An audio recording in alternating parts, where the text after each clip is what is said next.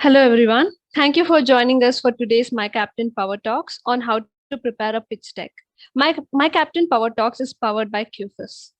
QFIS provides an interactive cloud based, on demand mentorship platform and acts as a one stop hassle free solution to have conversation with industry leaders. QFIS offers a complete set of tools such as hosting skill, knowledge based workshops, and coaching to enhance the skills of the individuals. It is more of a safe space outside your office or public space where you get insights from leaders who have traveled the same path that you are about to take. Our guest today is Karthik Subramanian.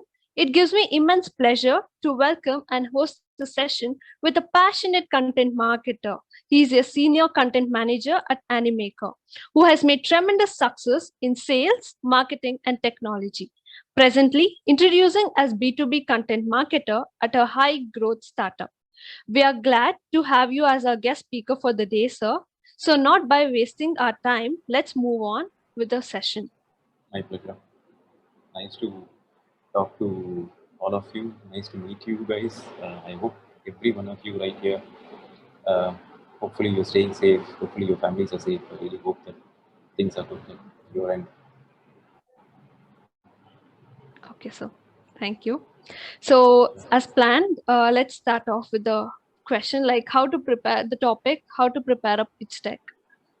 So, first question, would you Sure. like to share a little bit about how you started your journey in this field?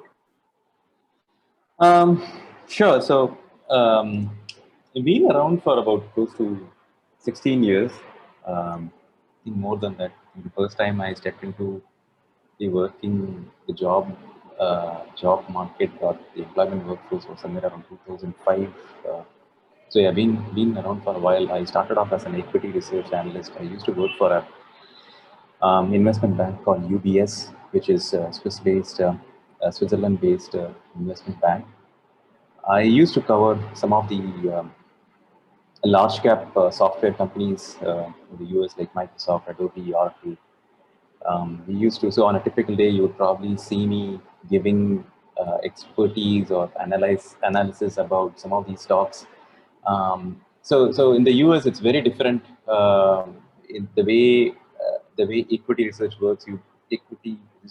Yes, you've got to be very sure about what you write about the investment thesis that you put out, because when you're presenting your idea to a hedge fund manager who's in charge of millions of dollars and who has a potential to buy your idea and place a trade with you, you've got to be very sure about what you write. The first page of your thesis is almost acts similar to a pitch deck. So unless you get those 3 or 4 bullet points right, you're not going to win his confidence in it. And then parallelly, you also got to be very good at your analysis as well. And then a combination of all of that makes somebody a very good equity research analyst. And you got to have a lot of passion for it, covering stocks, noticing some of the trends in the market ahead of other people in the street. And if you can put out your predictions, it could be, and those predictions come right, you can probably be a star analyst. And but then it's not very honestly. I guess all those of you who are students, I'm guessing that you guys are all students, maybe in whichever year of graduation or whatever you're doing. If you're thinking about a career in equity research, please bear in mind that it takes a lot of your personal time. It's not easy being an investment banker or an equity research analyst. And yeah, there is money. There's loads of money. You can earn a lot. Maybe in 2 years you'll probably scale.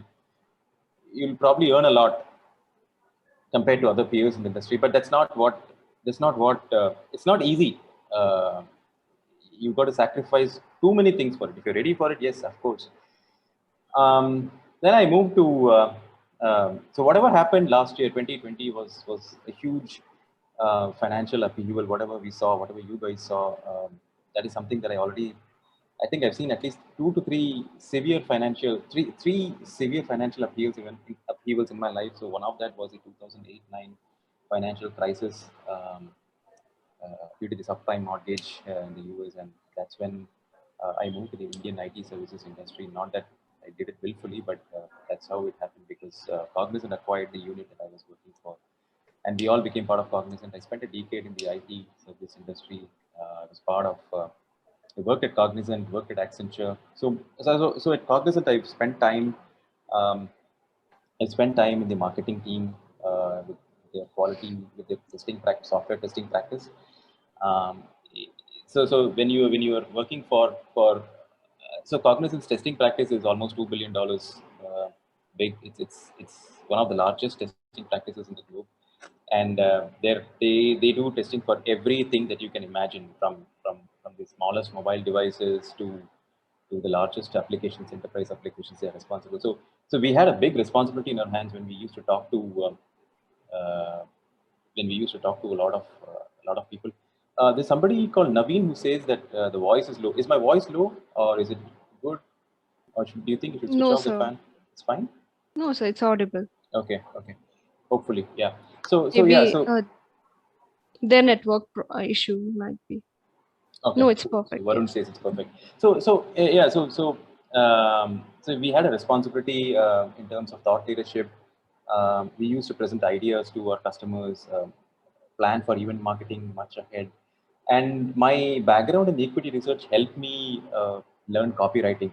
To whoever is there right now, I see 70 people uh, on this platform. I really, if there is one takeaway, if you want to if you want to have one takeaway from this session, my request to you is go right now and figure out how can you become a good copywriter. No matter what you do, no matter what employment opportunity you take up, no matter what job you pick up, make sure that you are very good at copywriting, because anything that you do, whether it's a simple email, whether it's a simple product flyer that you're going to write, or if you're going to write your pitch deck, make sure that you know that you're good at copywriting. Because if you can say 10 things in one sentence, I think you are the best copywriter, you're the best marketer, you're the best pitch deck presenter or a CEO, whatever. Copywriting is hugely underrated.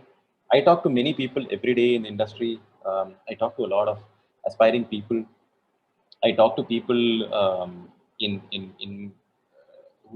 interviews, in discussions, in different forums, and I know that copywriting is so, people don't attach a lot of importance to it, which I feel is not correct.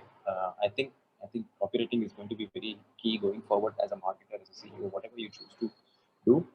And then yeah, for after that, uh, in the last 3 years I've been part of B2B startups. So there have been many occasions where I have had to pitch my startup to different companies, to different founders, to different industry doyens who had a lot of awareness than me, who were a lot more smarter than me, or my set of my team.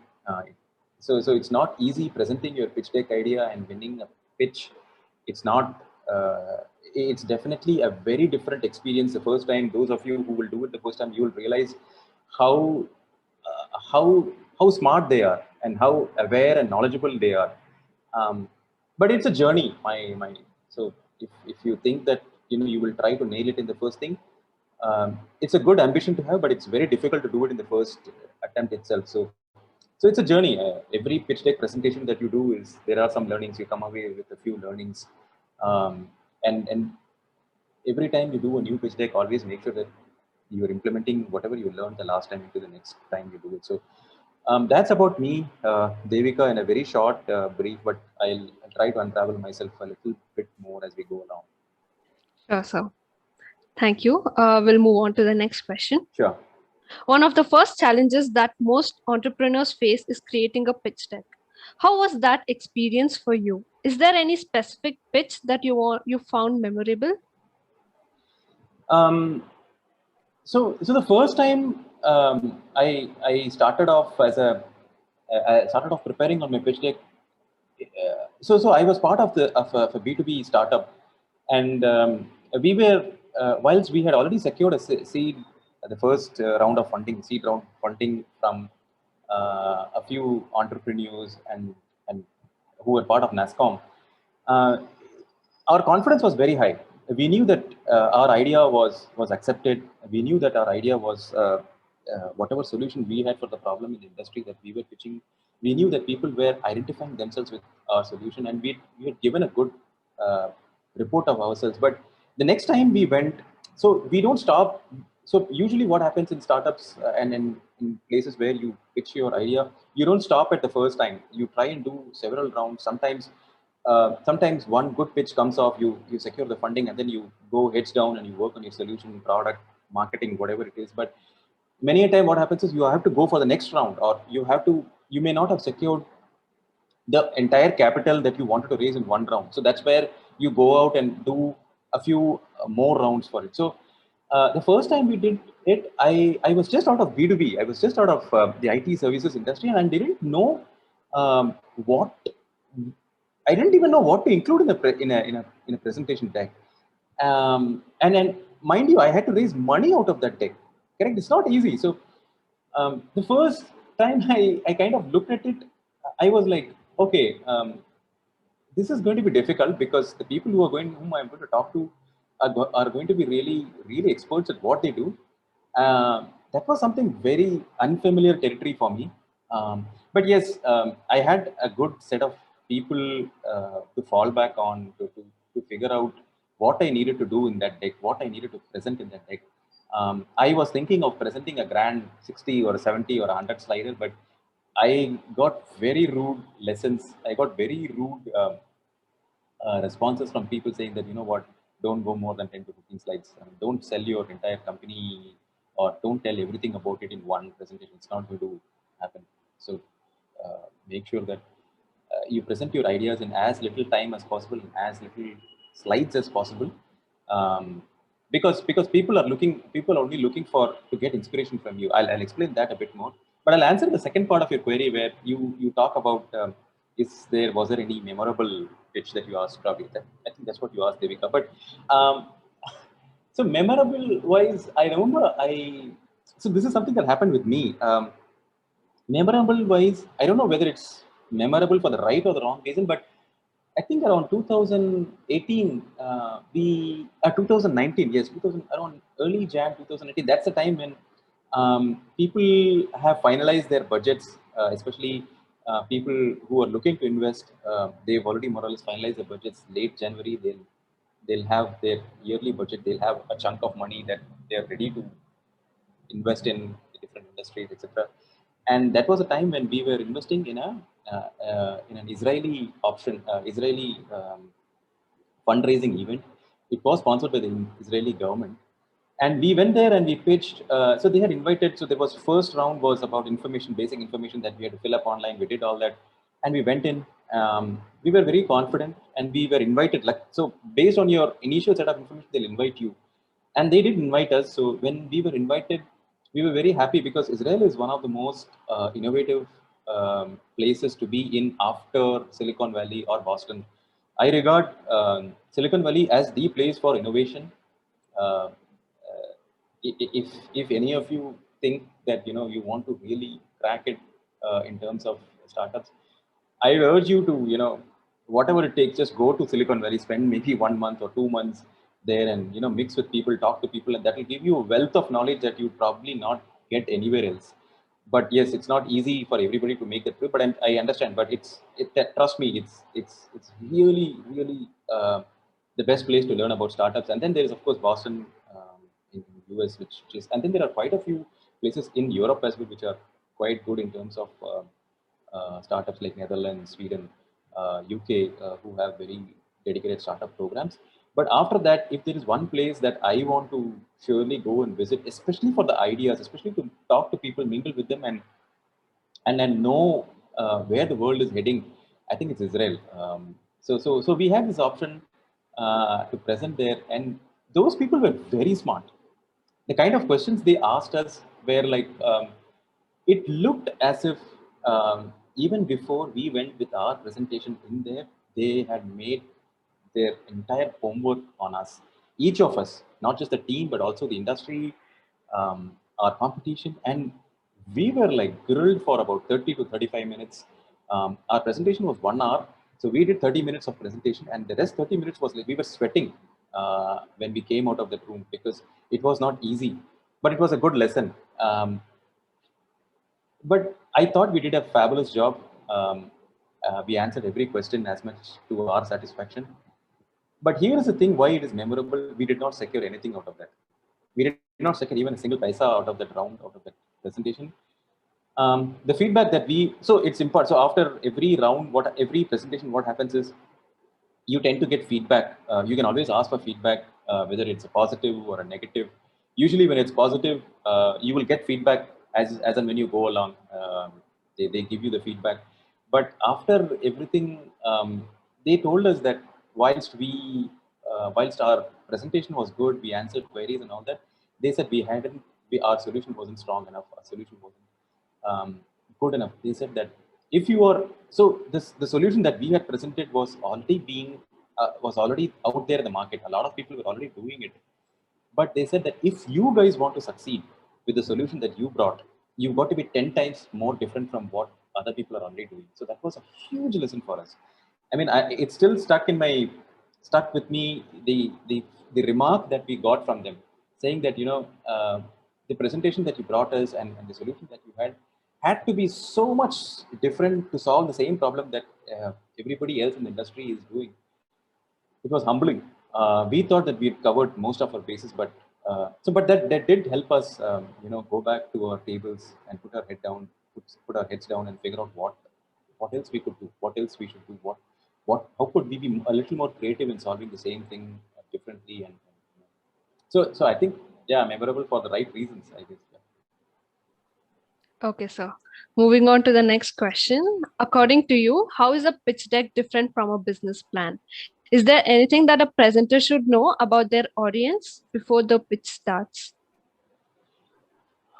Good question, especially for the people who are out there today. Pitch deck is different. Pitch deck is a very limited objective, and that objective is to raise money. That is the end goal. That is where you're trying to reach. But a business plan can be continuous. Business plan is like, and a pitch deck is shown only to investors, mostly to investors. You don't show a pitch deck to a customer. You don't show a pitch deck to somebody like and to anybody in the street.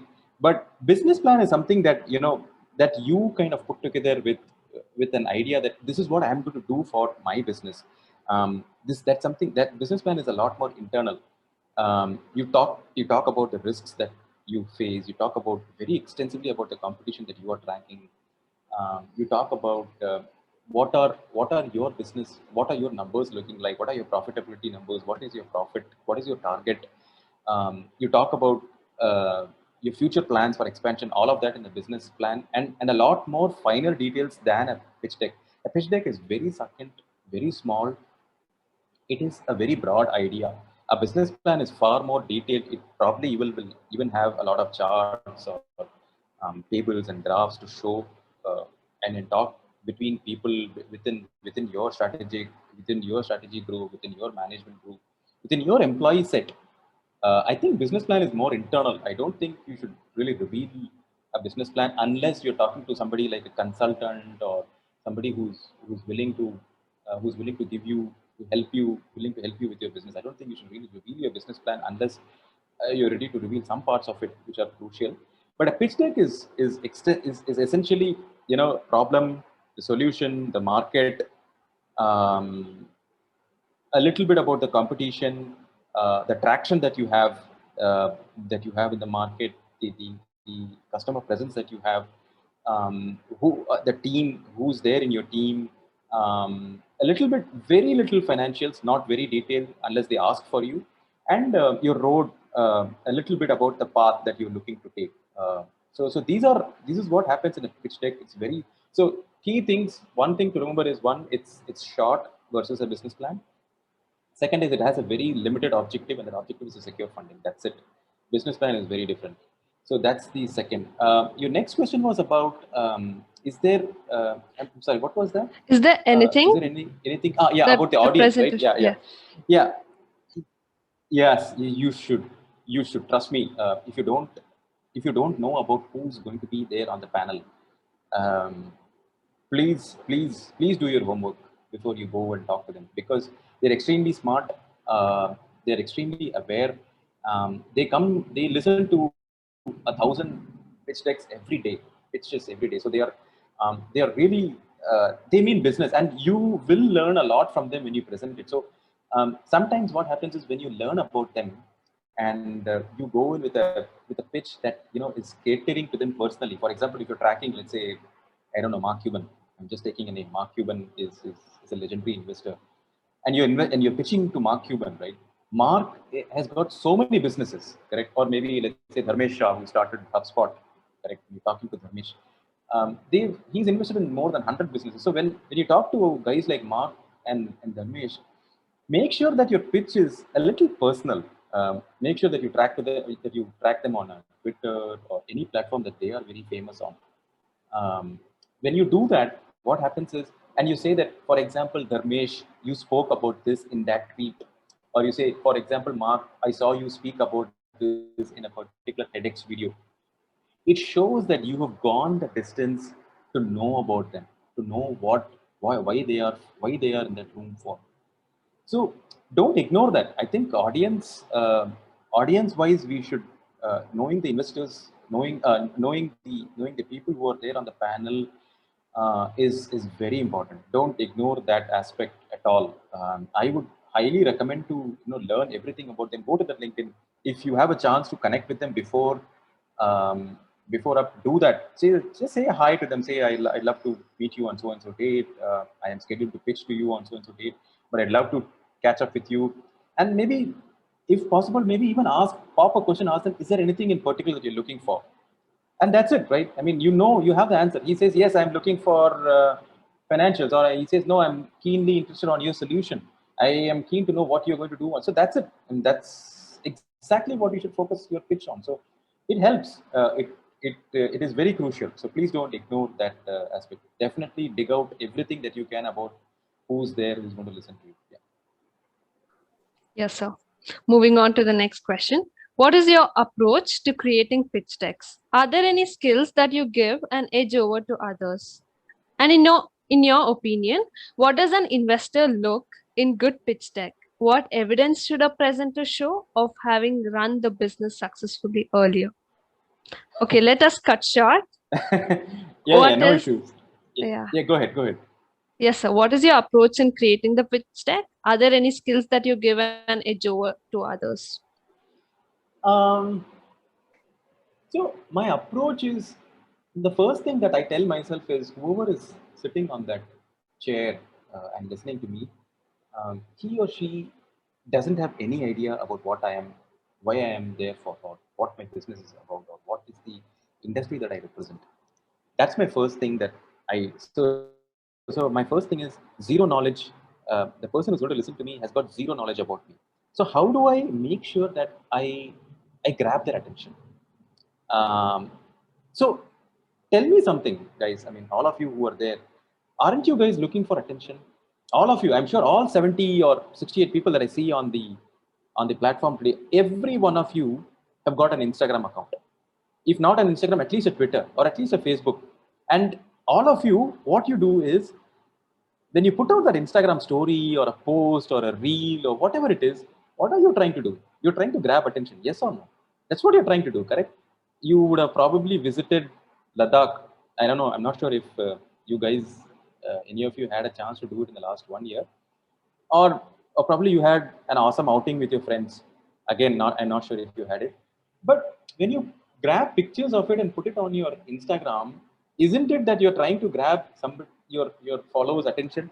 I think that is exactly what you should do in a pitch deck. That is your approach. Like, try and grab their attention, because um, they have so much in their plates already that you should assume that they are not interested in listening to you. So how do you get his attention, his or her attention, is what you should focus on. So maybe tell a story. Start with a story, and the story should be like, imagine yourself standing in a line for 30 minutes and not getting a ticket to your movie. What if I could solve it for you? Correct? Or imagine making a payment and waiting for 30 minutes for the confirmation. What if I could do it for you within 30 seconds? So take them into a world of, show them that, this is an everyday problem that you and I face. What if I could give you a solution? So start with a story. you could even start with a personal story. You could start with a story that's already common in the industry. People, that people would have heard that. So my thing is definitely go ahead with with two things in mind. One is that person is not interested in listening to you. He or she doesn't have any knowledge about you and the industry and the problem that you're trying to solve. Second is start with a story. Always make it story bound. When you make it story bound, so for example, I spoke about the Israeli presentation that we had. I'm sure that a lot of you will at least remember it the first thing tomorrow morning. You will not forget it because that was a story, correct? So stories always stick. Yeah, you could always say that, I visited a particular place and this happened to me, and I felt that there should be something, that there has to be a solution to this, and that's why I built my solution. Here is my solution. So always approach it from that angle.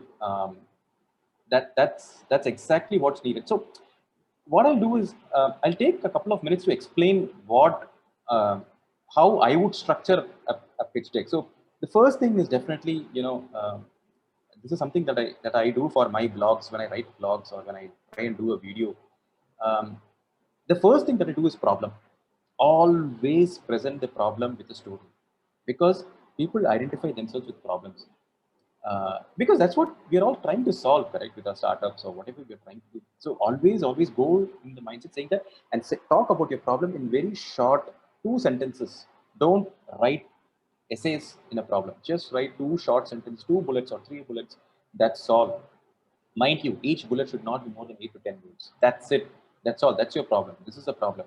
You can explain that. So a lot of people, what they do is, they kind of have a pitch deck there, and they kind of go off on a different tangent. No, don't do that. The pitch deck is there for a purpose. So when you're talking about a particular bullet in that slide, make sure that you point to it and you say that this is what you're trying to address. This is the problem that you're trying to solve.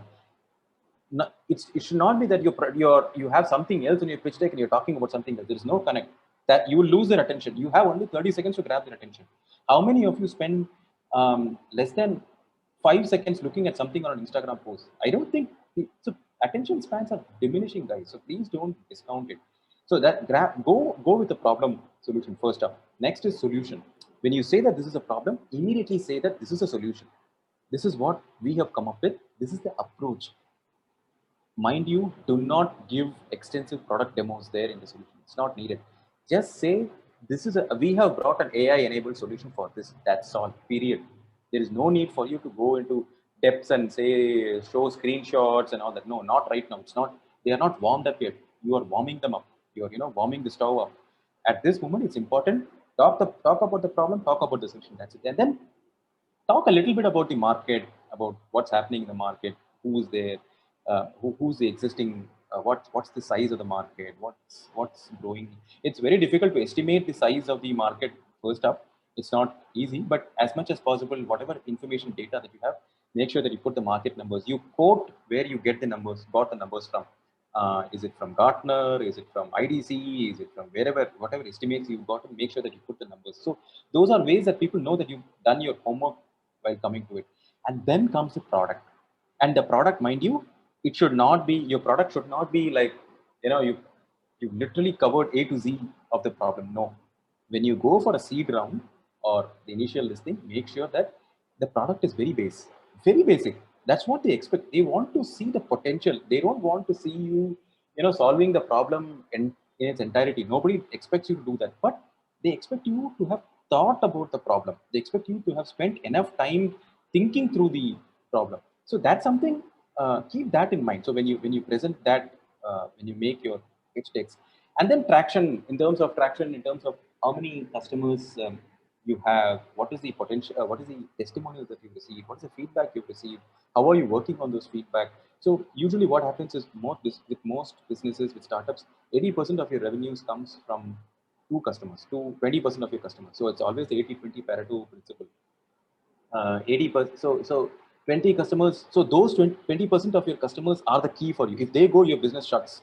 So make sure that you are actually, catering to those 20% of the whatever you're doing for those 20% of the customers. That's there the pitch deck. You're saying that this is what we see most of our customers, some of the key customers asking for, and that's how we are solving the market. That is exactly what's needed. when you talk about traction, about customers, and then the team. The team is very important. Talk about who's the CEO, who's the CMO, who's the product officer, who's the strategy officer, and always talk about their achievements, their distinguished what's their education like, what's their experience like. Mind you, don't talk extensively saying that you know what, I've got a Neil Patel as my mentor. No, nobody wants to know who's your mentor, because then they'll start thinking that you don't have the ability to solve the problem yourself. So don't, unless you've got like somebody like some like an industry doyen who's there, you can say yes, they are our mentors, but that's all. We just have them as sounding boards. We use them as sounding boards, but don't as much as possible focus on your team, because your team is going to do the your team is going for the funding, not your mentors or whoever. And then I'll spend a little about the competition, talk about what is already existing in the market, how are you different from them. Like I said earlier, you know, the feedback that we got, the 10x difference, it kind of stuck, it's still stuck in me. How how do you build a business that's 10x different from others? That just goes to show how much deep you should go into that problem and solve, and that is the pure success mantra. And then is the thing about, yeah, I spoke about competition, and then financials, little bit about financials, about what your revenue numbers are. So some of these Y Combinator. So Y Combinator is again a startup funding organization in the US. They have very large they some of their exits are quite awesome, and some of the companies that they've invested are doing quite well. I think Uber, Airbnb, these are some companies I think Y Combinator would have had a stake when they started off. They expect 15% month over month returns, right? So that's something I'm not sure you know how many businesses will have when they start off, but that's the standard some of the startups funding organizations set for the industry. And then financials, and then you expect, tell them about the money that you want to raise from. So let's say you want to raise, let's say 5 lakhs, right? And you say that I want to raise 5 lakhs in that. Don't say an absolute number of 5 lakhs. Say that my range is between 3 and 6 lakhs. So what happens is, let's say the investing group who's come there and who are, you know, participating in that round, they say that oh, okay, these guys are asking for 5 lakhs. We don't have that much. We don't have a budget for this solution, so we have to pass it. That, don't face a situation. So say that I am okay with a range of 3 to 6 lakhs, and then you can start negotiating with them when it comes to it. So this is my broad approach, Devika, when I go for this when I do my pitch deck. Yes, sir. You have answered each and every question what was asked. So moving on to the next question. Sure. Nowadays, mentees can find many pitch deck templates on the internet. Do you think using one of them is a good idea, or should they come up with their own templates? And how many slides should it have? So yeah, this is a very pertinent question. A lot of people don't pay much attention to their pitch decks. Some of the pitch decks that I have seen, they run for 50 slides. So I'll answer the second part of your query first, and that's when you asked about the number of slides. Guys, please, no more than 15 slides. 15 slides itself is an overkill, I would say. And if you can restrict it within 10 slides, nothing like it. Like I said, I told you about a few things, right? I told you about product. I told you about solution. I told you about market. I told you about, sorry, I spoke to you about problem. I spoke to you about solution. I spoke to you about market. I spoke to you about product. I spoke to you about customers or traction, whichever we want to call it. I spoke to you about team, competition, financials, and the amount being raised. That's it, 9 or 10 slides. I spoke to you about 9 items. So don't overdo with 15, 20, 25, or 50 slides. No, not worth it. Not worth it unless um, unless the situation demands for it. Sometimes investors are willing to listen to longer pitches. So spend 1 minute, 1.5 to 2 minutes on each. Sometimes the pitches might be 30 minutes long, which you're really lucky. But sometimes the presentation will be only for 10 to 15 minutes. That's all you have. And when you're doing that, one slide is enough for that one topic that you're talking. Don't go for, my problem is like this, and no, I mean, the guy will be lost. His attention is like, he'll just flip. He's there to see, to hear, and after you, before you, there are many people who are going to sit there, and they're all seeking attention. So how can you stand out and seek attention differently is what you should think. And yes, you spoke about templates. I think templates are a great idea. I am a big fan of templates. It's just that one should know how to massage the template or manipulate the template to suit your requirement, because um, not everybody can, you know, has the potential to pay designers and create awesome pitch decks. No, it's very difficult, and designers sometimes don't understand what you're trying to say on that slide. So templates are definitely recommended. I would definitely recommend, but make sure that the templates are branded. At least you have your logo there, or at least you have your color theme there, a consistent color theme. And um, even the slides format should be the same for all the slides. So that way what happens is, let's say you keep a template, you keep a slide, you show the first slide, the second slide also has the same way. What happens is the mind gets automatically tuned to look for the information in that particular region of the slide. So and there is also the other thing about designing slides. When you're doing slides, um, don't keep information all over the slide. The main information should be right in the center, because the human eye is trained to look for information right in the middle of a screen. It could be a TV screen, it could be a computer screen, it could be a mobile screen, whatever. Make sure that the center of the screen that you have has the maximum or the most vital information that you want to present. So that's something that you do. Um, I'm sorry, I missed. Is there anything that I missed? No, sir. Okay, Yeah, sure. we can move on. Yes.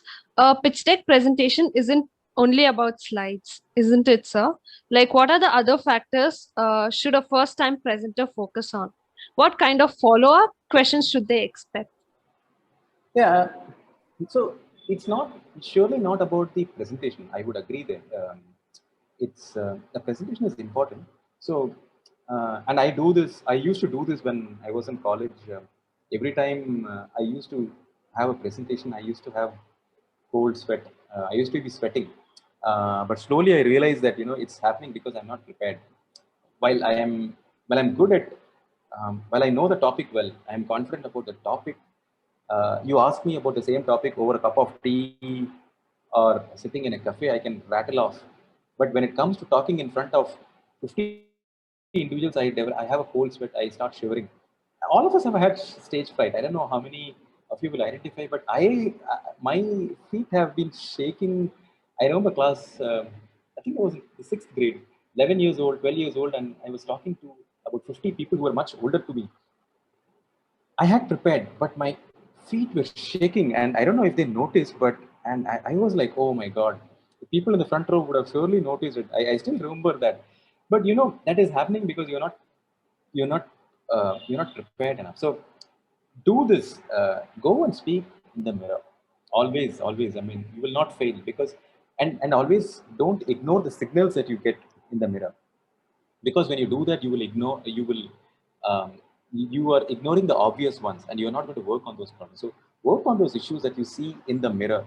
When you see that your body language is not good, or you are you tend to repeat the same phrase again and again. There are times that happens. For example, some people have a tendency to use the word right. Isn't that right? So this is what happens, right? Or some people use the word this is how it is. So they kind of use keep repeating the same phrases that will only be detected when you present it in the mirror. Some people, what they try to uh, do is they also try to um, use an audio recording, and when you record your audio and you try to hear that back, you detect so many issues. And that is something that you can do, I think, 3 or 4 times. If you present in front of the mirror, or 5 times, I think you'll do a good job. You don't have to worry. And each time you're addressing that, and do it entirely. Do it from slides 1 to 10 or 12 entirely. Do it at least before you go to the actual pitch deck presentation, actual meeting. Make sure that you've done at least 2 or 3 rounds of complete presentations in its entire. So once you've done that, you know that yes, okay, answered, I have addressed my main core problems in this presentation. Whatever happened in terms of my hand gestures or my body language, I've addressed all of that. So that is something that I would definitely do. And one other thing is, I am sorry to say that don't act like a Bollywood star in that presentation. Don't do that. Don't uh, don't have to. You don't have to be a swashbuckler. You don't have to be a Virender Sehwag in that presentation. You hitting a bowler for six sixes. No, be yourself. Be yourself. Talk about your story. Talk about your journey. People want to hear about you. People don't want to hear about a Tim Cook or a Steve Jobs or an Elon Musk. No, just talk about your story. What you've been done, what has been your experience, what did you notice, what was your observation, and take them on a journey there, take them on a 10-minute journey. But don't be swashbuckling, like don't be overly flashy, or you know don't overdo that. Some I have noticed this sometimes.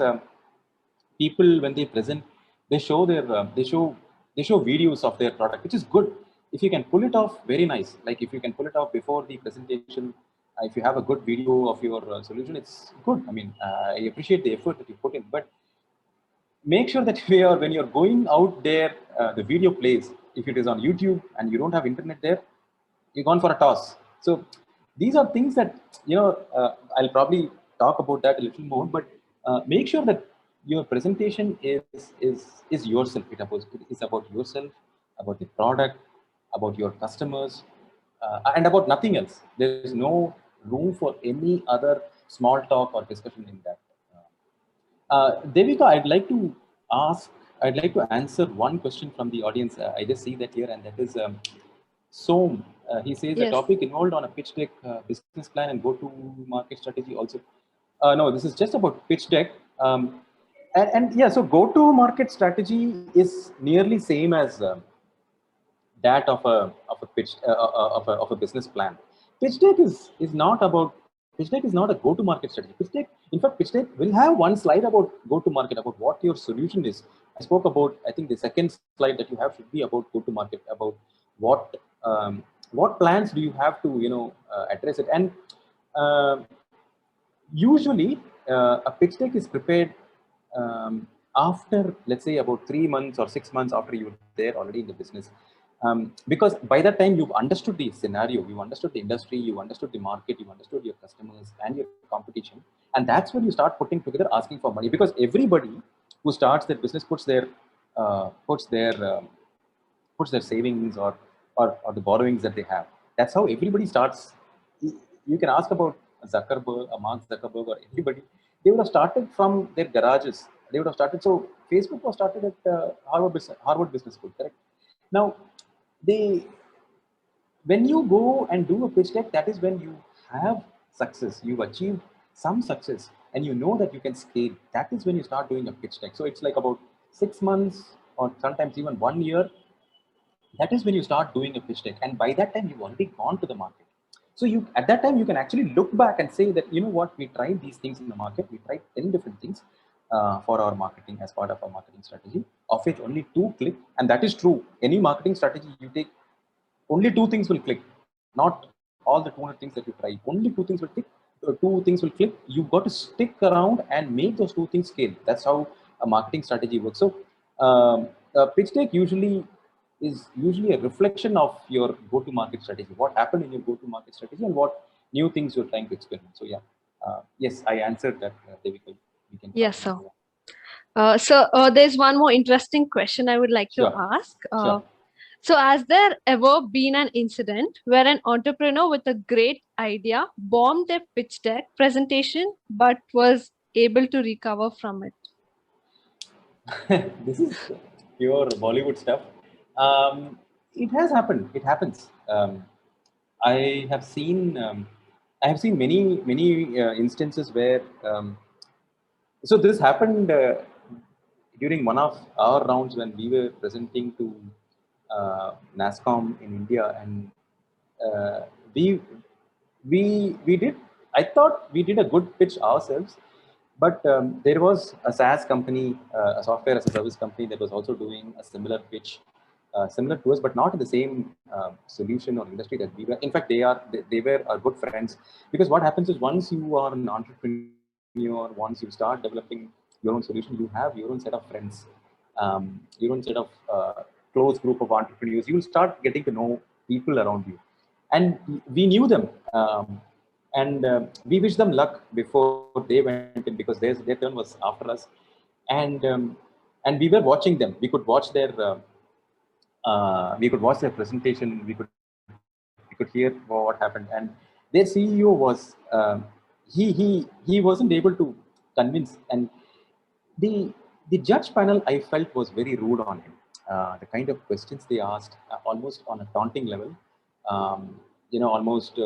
almost questioning his ability to solve the problem. Remember, an entrepreneur, or somebody who's starting a new business, or somebody who has a pitch deck ready, they have staked everything that they have in their lives to solve that. Right? It's not easy to leave your dreams. Anybody could get a job. I mean, today, I hope I'm not quoted wrongly anywhere, but if you have decent grades in college, anybody could get a good job, a decent job, a well paying job, correct? But an entrepreneur is somebody who leaves that opportunity, correct? And there are so many times, he would have had the urge to, what, just dump it here and let's do a normal job. He would have had the feeling, but he is leaving all that, and there are so many. There's a lot of fighting that happens inside his heart. That, he should have probably taken that up, but he or she leaves that and takes this up. So they have fought a lot of demons and come there. So when the judge panel did that to our friends there, it didn't.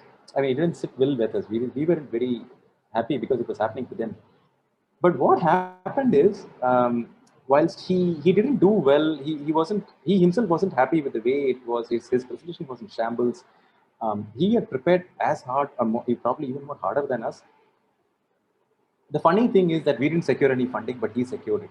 So we felt that it was all for the good. Like, while his presentation was ripped apart, and probably people even started questioning his ability and his maybe even his integrity in solving that, but he came through very nicely, and today he is very successful. Whatever funding he received, it was just a start. And today I wouldn't be able to quote the name here, but this happens. This happens all the time. It's not that you kind of every time you're able to have awesome presentations, and no, it never. There have been times that people have created pitch decks hundreds of times. Not one pitch was done. So was secured a funding. So it happens. Sometimes you fight back from the dead. Sometimes you're buried. Sometimes you fight back. Sometimes you're not able to fight back. That's okay. But it's just a lesson. Keep moving. Keep moving. In business, in startups, when you're an entrepreneur, the biggest lesson that you learn is don't stop. If you let that get to you, you are not going to fight. You're not going to live to fight another day. You have to fight for another day. So yeah, I think there have been quite a few instances when these things happen in pitch decks. Yes, sir. Yes, sir. So, next question. Is it necessary to have a story for every pitch? What are some other effective ways to engage the audience or investors?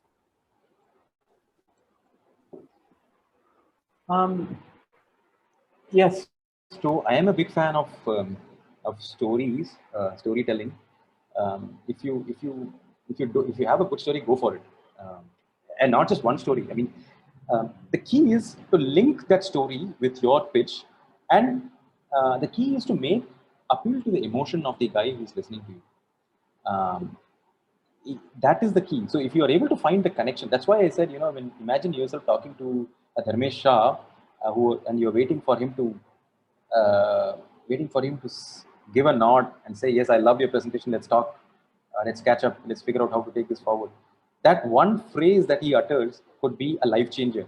So, uh, so how do you grab his emotion? So that stories are a good way to grab emotions, and that's why I said even in the earlier part of the presentation that if you have common stories, if you have like common things about how something went wrong, how a particular thing went wrong, and that incident is there for everybody to notice. Everybody is aware of it. Like, for example, Elon Musk. Used a hammer to smash his latest his car launch, right? The window of his car, right, during the launch. Now that is something that happened, correct? So that's industry that's a thing that everybody in the industry would know. That, he did this thing, and he did it deliberately. So recall that. So those things are like, those things stick around faster. And you will obviously notice that people tend to listen, and they are all attention when you talk to them about stories. Use keywords, use certain things that are easily absorbed by audience. Instead of, if I talk to you about, let's say, things like asynchronous XYZ, the word asynchronous itself is so difficult to absorb. So use things that are easy for people to understand. It's not that people don't comprehend what you say. People do comprehend, but it's just that it takes a lot more time for them to understand and relate to what solution you are bringing. So make sure that you are using those small, simple keywords. Keep it simple. I would, I don't know how better to say this, but imagine the person who's listening to you is he's got no idea about you. He's got no idea about the business. He's got nothing whatsoever to connected with your business. How do you make sure make him listen to you? That is where you will solve the story.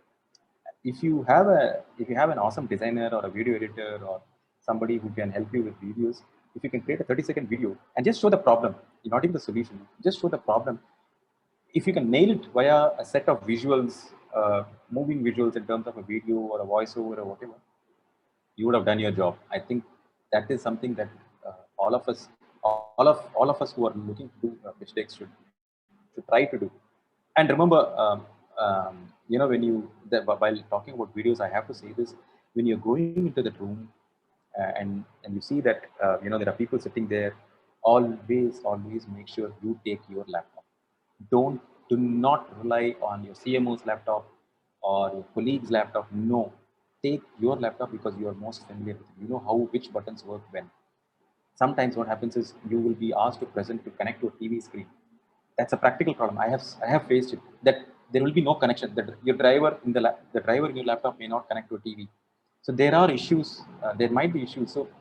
But then, so that's why it's very important to get familiarized with the room that you're going there.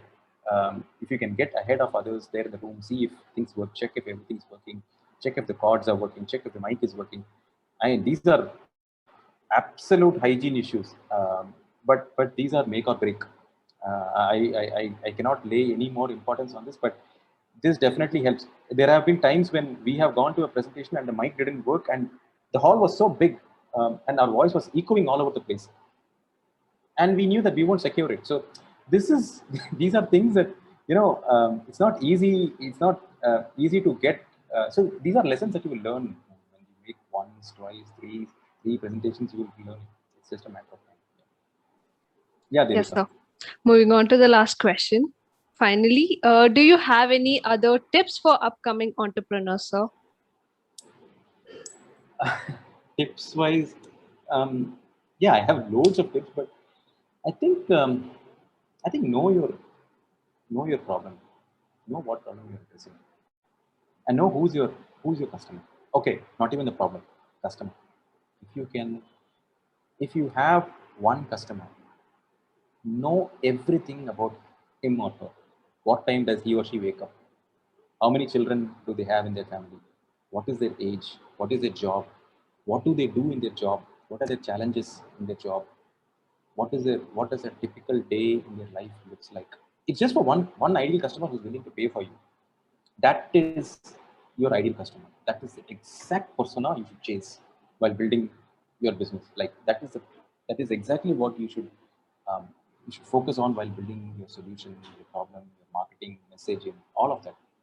Don't go for so think what so we are easily attracted uh, towards more volumes of business, towards more amounts of, hey, can I earn a lakh more here by doing this? Those are immediate pitfalls. If you can nail down your customer persona, that this is my customer persona. For example, I know my customer persona tonight between 8 p.m. to 9 p.m. are college students. They are in the second or third year of graduation, or they're probably even lower than that. But then their awareness, their education is at this level. I know what level they are at. When you do that, what happens is you can always fine tune your messaging towards that. So anybody who's becoming trying to become an entrepreneur, my only humble thing is know which customer is ready to pay for you. Don't compromise on that fact. Without that, don't even bother building the solution. First, understand, listen to them. And yeah, the other thing that I want to say is listening. Again, another underrated skill. I remember before we started this call, Devika and I were talking, and I remember I was butting in, and I kind of told myself that, you know what, I'm not listening to what she's trying to say. That is something that I try and tell myself every time, when I'm talking to my manager, when I'm talking to my CEO, when I'm talking to even people who work with me. It is very listening is an underrated skill. I don't know why, but two things I leave you with. One is definitely copywriting that I spoke about early during the presentation. And second is listen. Just listen. Don't speak out of turn. Number one, don't speak without a need for it. If there are times when you can ignore it. Pick and choose your battles. So always don't have to. You don't have to respond to everything. Sometimes the mistake is yours, sometimes it's somebody else, but it's okay. It's important to know when to speak and listening. Always absorb. Keep listening. You will become a lot more knowledgeable when you listen more and speak less. And speak only when there is a need for it. That's how I would put it, Devika. So these are two things, and Yes. it's the one other thing definitely I would say is, yeah, know your solution. I used to struggle. I am a marketer, and I am expected to know a lot about my product. About I'm expected to know a lot about my competition and all the industry and all that. But I used to struggle. I noticed that I used to struggle the maximum when it came to my product. And somebody said, "Hey, how can I solve this issue with your product?" And that's it. I'm bold. I don't even know what's the. Okay, it integrates with this. You can share directly on social media. You can, and see, those are things that you shouldn't be wondering about aloud when you are in a client presentation or you're talking to a customer, because it shows that you've not done your homework. You didn't know how to do this. So um, so when it's not, and mind you, knowing about product is not something that you should know in your spare time. That should be your only thing. So there are products in the market. I'm not sure how many of you would have explored, but there are products like a Hotjar, or there are so many products that help you see and examine how somebody is interacting with your website, not just your website, but even your product, your platform. So that helps. So these are really good websites. These are really good products that help you know the behavior. Where are people clicking?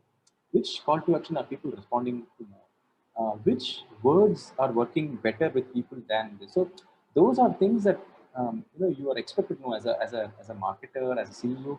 Know your product in entirety. Know your problem.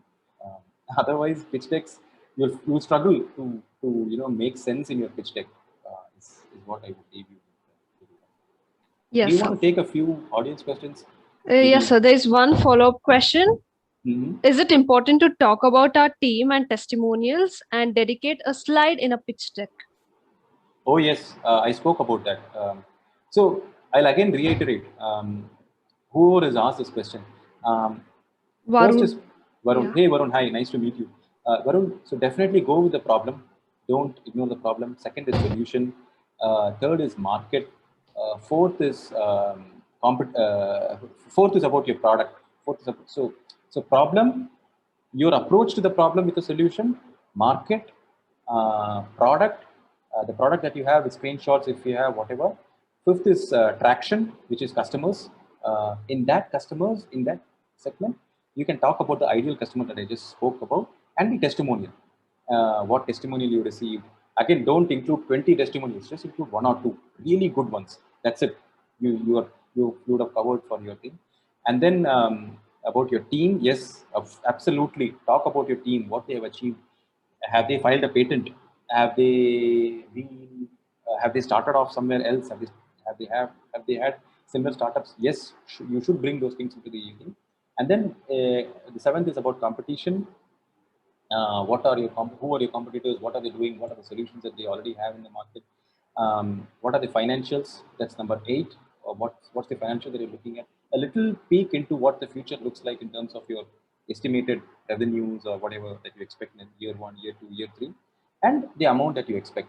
These are the 9 things that I expect in me. Somebody presents in a pitch deck, this is what I would expect them to have. Just the reason why I'm saying that is, see, things like market and all, it gives an idea to invest to investors what the market looks like and how much they can earn out of you. You are right there standing in front of them because they think that you have the ability to give them 10x returns. So that is exactly why you are there in that room talking to them. So make sure that you address these points there. Yeah, Devika. Yes, sir. So we have moved to the end of the session. Okay. There was So- one question that I wanted to take this, the one last one, Diana. Okay.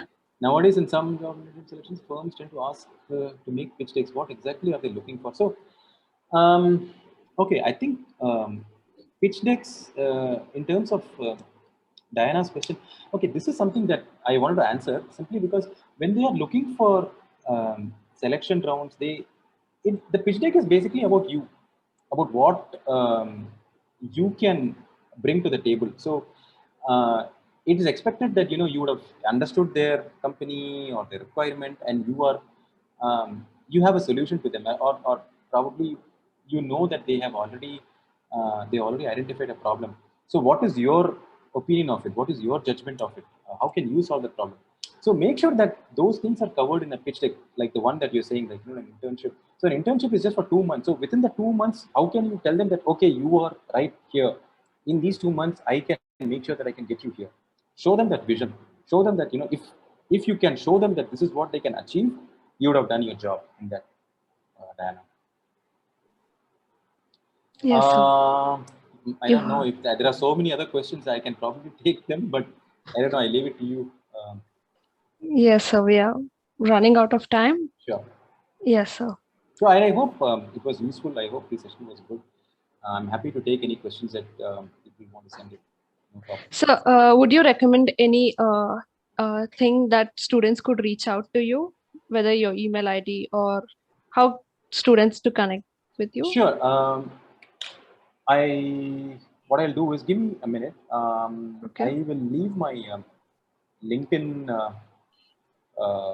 my LinkedIn address, LinkedIn profile. They can connect me there. I'm usually available on LinkedIn. Give me just a minute. I'll pull up my profile and give you the name so that they can really go and.